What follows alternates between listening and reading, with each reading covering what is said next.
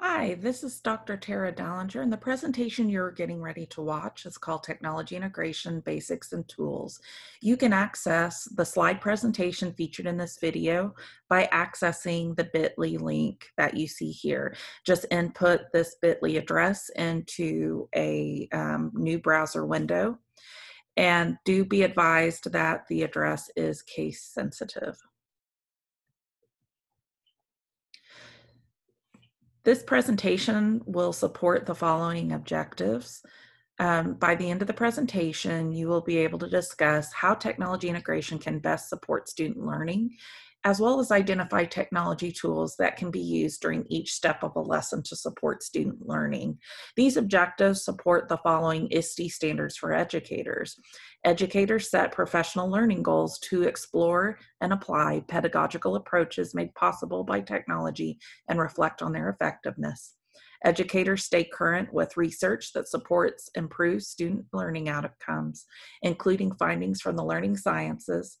And educators explore and apply instructional design principles to create innovative digital learning environments that engage and support learning. So let's begin by talking about what technology integration is.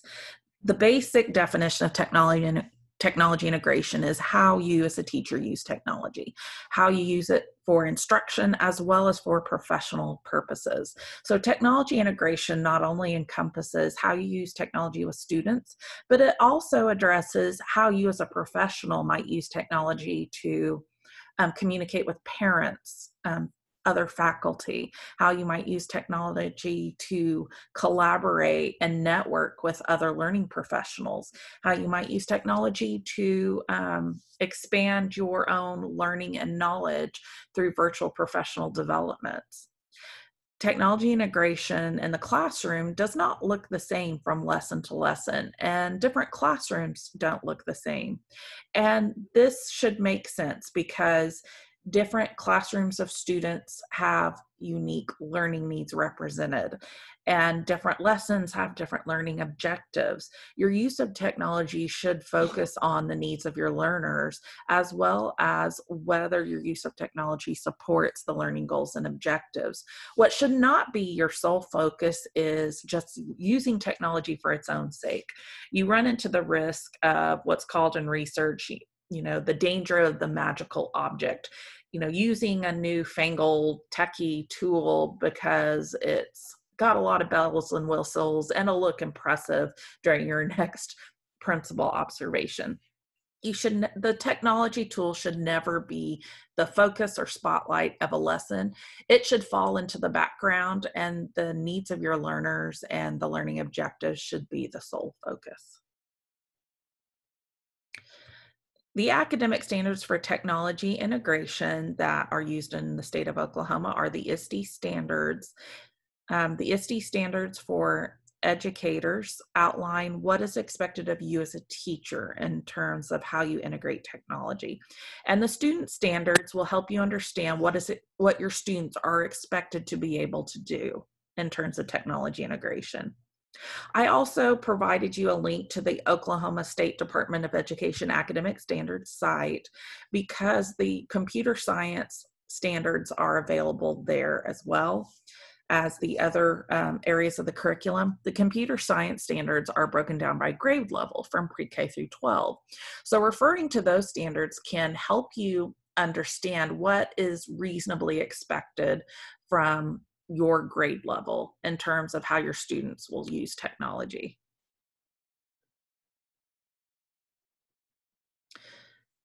So, in terms of technology integration, as I have said, it shouldn't look the same from lesson to lesson or classroom to classroom.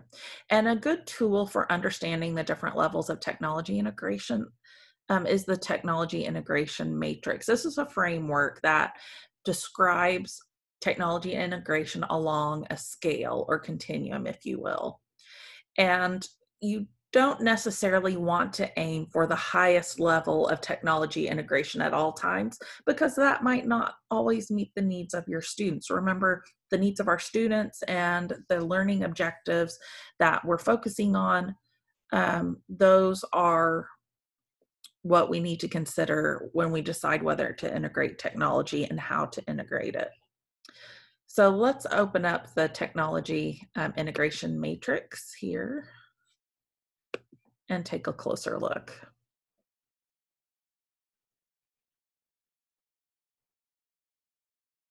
So I encourage you to use this tool and access this website.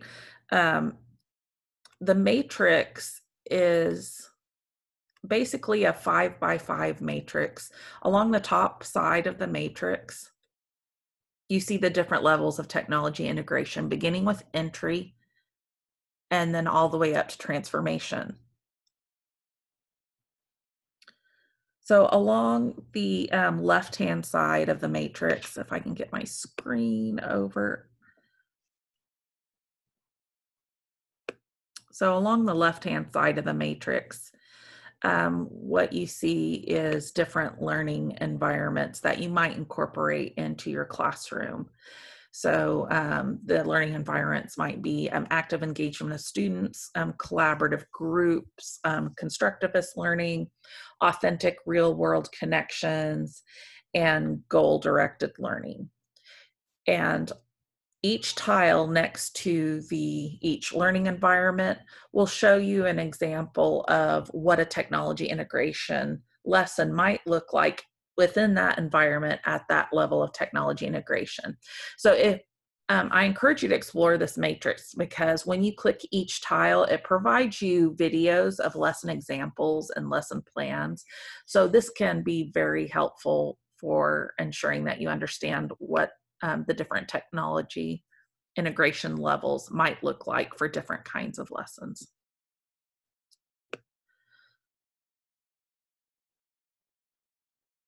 So let's take a look at the levels of technology integration themselves. So beginning at the entry level of technology integration, this is where you see the teacher only with their hands-on technology. So and during this lesson, a teacher might be showing a slide presentation to their students on the smartboard, but the students themselves don't have their hands on technology. At the level of adoption, this is the lowest level of technology integration in which your students have their hands on technology. And at the level of adoption, your students are basically doing very procedural tasks. So this is where students might be taking accelerated reader tests or playing math games on Prodigy or MathFacts in a Flash. So at this level, the students aren't necessarily independently creating a product. They are just engaged in a very teacher-directed procedural use of technology. Now, adaptation, this is where we really get the ball rolling as far as the students creating with technology.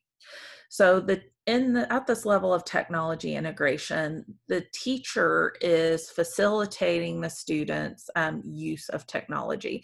So, and the students are basically using a technology tool under the guidance of the teacher to create a product. So this might be the students typing up a report in Google Docs or using Google Slides to demonstrate what they've learned from a research project. So at the level of infusion, the students start getting a little more independence and the teacher takes a further step back. And this, at the level of infusion, this is where it can take can kind of take teachers a little bit out of their comfort zone, because in this case, the teacher is providing the learning situation and the parameters, but the students have the autonomy to choose what technology tool they're going to use to meet the goals of the lesson or to demonstrate their learning. So at the level of infusion, the students are independently using technology tools that they themselves have selected. The level of transformation is obviously the highest level. The teacher takes even an additional step back. And here the students have autonomy to not only choose what technology tool they're going to be using, but how they're going to use it to meet the learning goals. And they're using technology tools in a very out of the box, innovative way. So a potential example of a transformation level use of technology integration might be students using Google Docs to collaborate with a classroom at another school to create a project.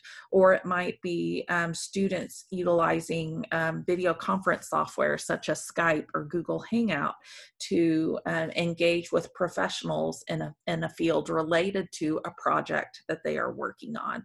So at the transformation level, we're looking at creativity and innovation and the students' independent engagement in that process. So you might notice beginning at entry and ending at transformation that as you go along that continuum, the students gradually get more independent in their use of technology. So you might imagine that those higher levels of technology integration are not necessarily going to be appropriate at certain times. You wouldn't want your students to jump into a transformation level activity on the first day of school, for example, because they haven't yet learned the basic procedures of using technology in the classroom. They might not have had their lessons in digital citizenship. So never think that because your lesson is at the entry level that it's not a good lesson. That's not how you use and apply the technology integration matrix. It's just a way to outline the different possible levels of integration. And as always, your level of integration is going to depend on the needs of your learners and that particular lesson.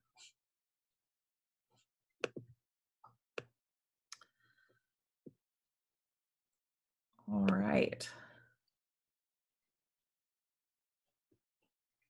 So let's switch gears and we're going to talk about the basics of integrating technology. So we understand what the meaning of technology integration is. So let's talk about what that can mean with a lesson plan. So what we're going to do is we're going to use Gagne's 9 events of instruction to break down what happens in a lesson. Before we can effectively integrate technology, we have to understand what the steps of a lesson are. Because what you'll find as you explore different technology tools is that they're geared for a specific purpose and they lend themselves best towards a particular step of your lesson. So we're going to use Gagne's 9 events to break down what happens in a lesson. And I encourage you to use Gagne's framework as a tool for your own lesson planning because it is a very thorough framework and it translates well to any type of teacher evaluation model that might be used in your school districts. So no matter what school district you go to, whether it's Marzano or the Tulsa model or Great Expectations, whichever model you're going to be evaluated under. If you apply Gagne's 9 events of instruction to your lesson planning, you can be assured that you'll be teaching a thorough lesson. And when your principal comes to observe you, that principal will see everything he or she needs to see from you. So what we're going to do is we're going to break down these 9 events and then look at how technology might be integrated during these steps of the lesson. So the first step of Gagne's model is engaging the student's attention. And if you have ever had a chance to present instruction to a group of students, you understand how important this step is to engage your students' interest at the very beginning and try to hold it and keep it throughout the lesson. Communicating to your students the objectives of the lesson, letting them know what they're going to be able to do by the end of the lesson. Helping to stimulate their prior knowledge, their prior learning, so that they can connect it to the new content comes next, and then presenting that new content while providing learning guidance. So providing learning guidance works in tandem with presenting content. As you present new content, you might use strategies with your students, such as questioning strategies, to monitor their understanding and to help them understand and internalize the new content. And then once they've had that learning guidance, you provide them time for independent practice. Provide them feedback during this time, assess their performance, and then wrapping up the lesson in such a way that it enhances their retention and extends their learning. So now that we have taken a look at the steps of a lesson, we want to think in which steps of my lesson can technology improve how I meet my students' needs. So let's start with gaining students' attention. So some technology tools you might consider to grab their attention might be things like video clips, memes, beginning with a game.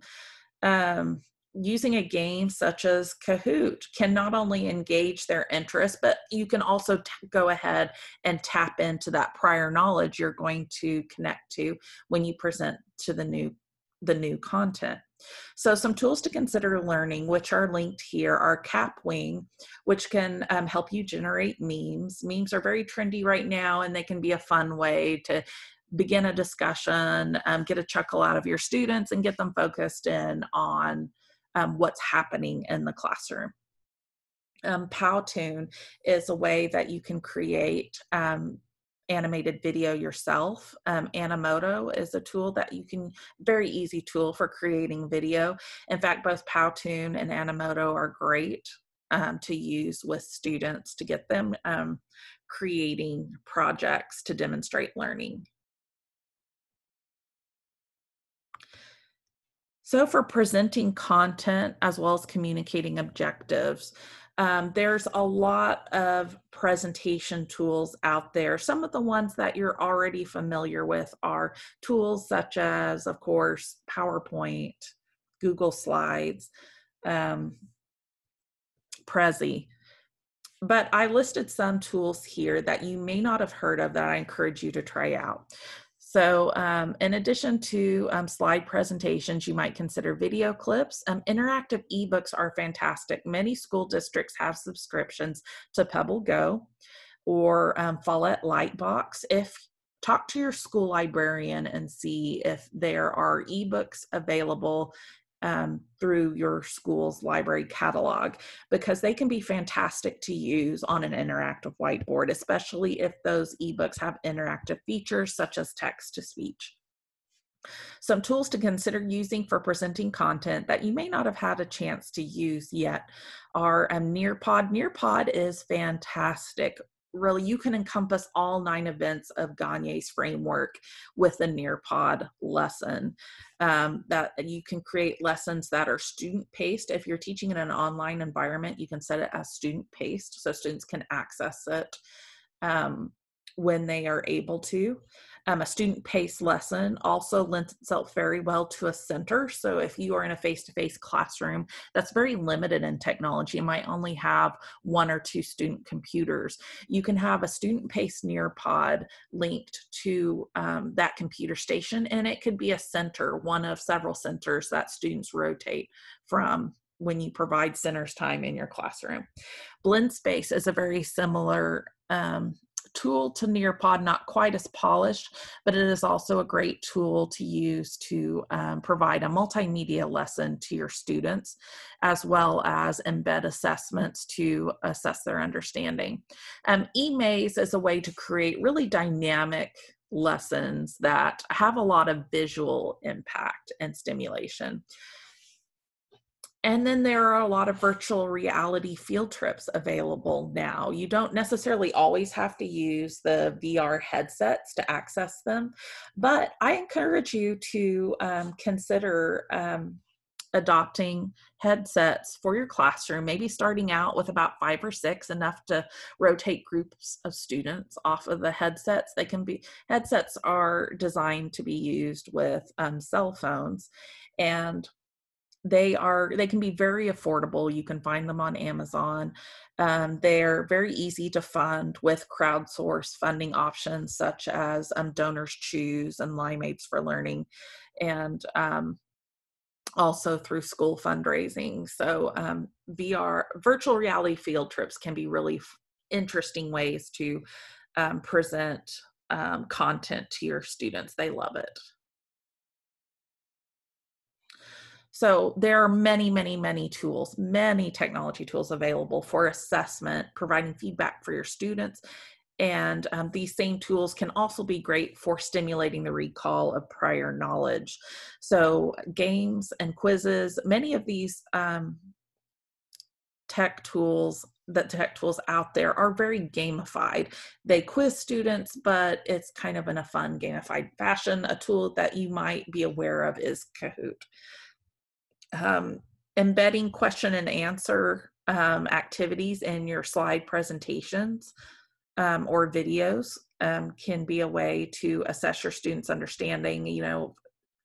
That can be a great method of formative assessment.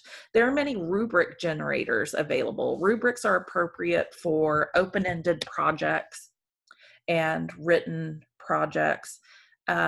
It can be very time consuming to create a rubric from scratch, but tools such as Rubric Maker and Rubistar can help you create one very quickly. Now, the highlighted tool that you see there, Top Formative Assessment Tech Tools, lists many, many tech tools that are very easy to use with students to provide often gamified quizzes, so game-like quizzes that you can use in the classroom. Students love it. I have children who are elementary age, and they've told me how much they love when their teacher uses tools such as Kahoot. They have a lot of fun with that. So for independent practice and performance, when using technology, you want to try to inspire the students' creativity and innovation. Um, and for those kinds of projects, of course, checklists and rubrics can help you communicate the expectations and effectively assess those kinds of projects. And they also provide tools to students to enable them to self-assess their work, which is a very important skill for them to have, to be able to look at their own work and be able to evaluate it with the help of a tool such as a rubric or checklist. So some tools to consider using that inspire creativity that are very simple to use to get started are Story Jumper. Story Jumper will allow students to create picture books. And think about how students might use a tool like this with research. They could have researched a topic and then author a nonfiction book to demonstrate their learning of that topic. So that kind of takes the whole dynamic of writing a research report and turns it on its head and gives it a creative spin that might better engage your students. Digital escape rooms are very popular. You might have heard of Breakout EDU, which is a freely available digital escape room tool. The links that you see here will show you how you can use Google Apps to create digital escape rooms. Digital escape rooms are a lot of fun to get students to independently practice with the knowledge that you've just presented to them. Digital escape rooms can help them really dig into that knowledge because they're trying to find answers to puzzles that are related to the content that you have just taught. So the tools that you see here, the planning guide and the instructions, will be very helpful to you to create your own digital escape room. And once you get the hang of it, you're going to discover, hey, this is something my students could do as well. You might consider having students create their own digital escape rooms to demonstrate their learning.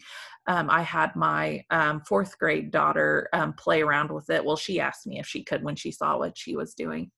And she had so much fun with it. She created a digital escape room and sent it to her teacher after schools closed due to the coronavirus. And her teacher loved it and ended up posting it to their Google Classroom so that other students could play with the escape room. Screencast-O-Matic allows you to create screencast video, screen capture video, that kind of tool can allow students to maybe narrate their slide presentations, add voice narration. Scratch is a coding software. Scratch is freely available through MIT, and coding can be a great way to get students to use problem solving and critical thinking.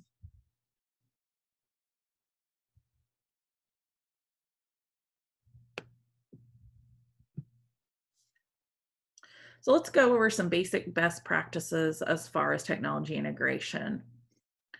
First, when integrating any type of technology tool in the classroom, make sure you know that technology well. Make sure you have practiced with it, you have played with it, you know it backwards and forwards, and would feel confident troubleshooting it if someone else using it might have problems. Because guess what?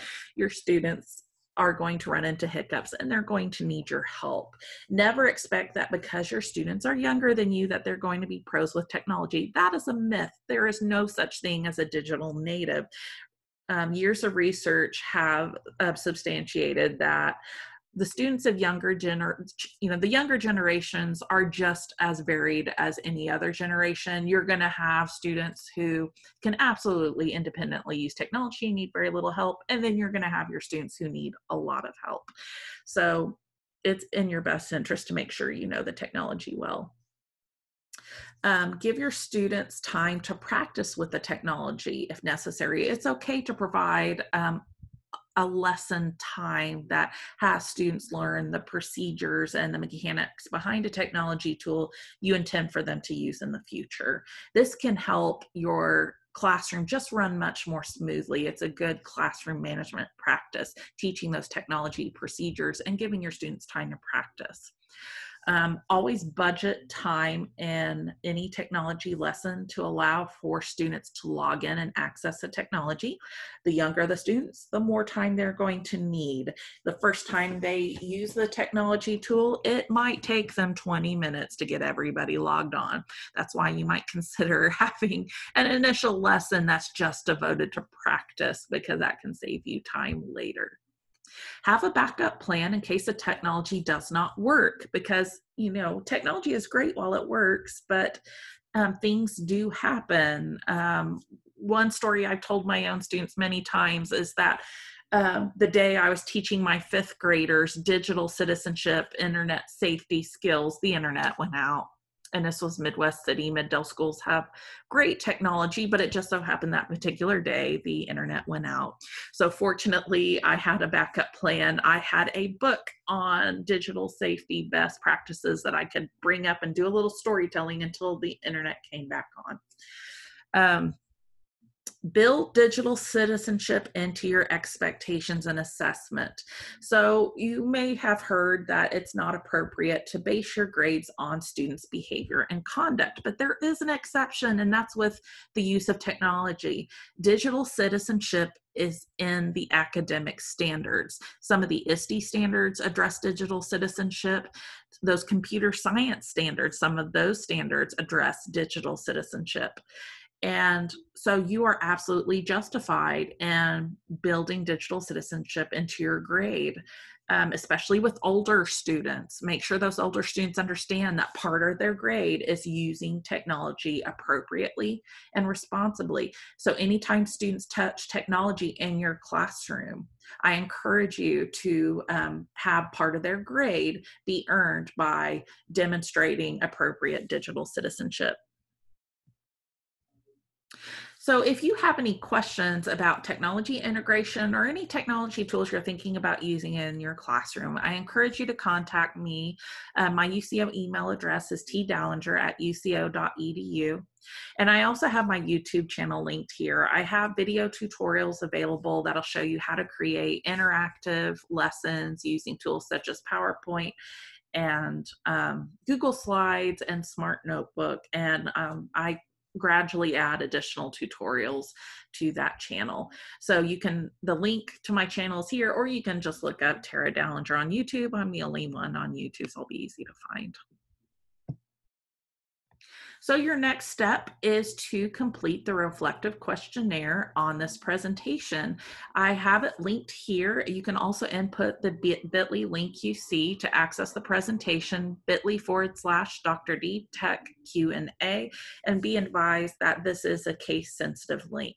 Thank you for watching this presentation, and I wish you the best as you integrate technology in your classrooms.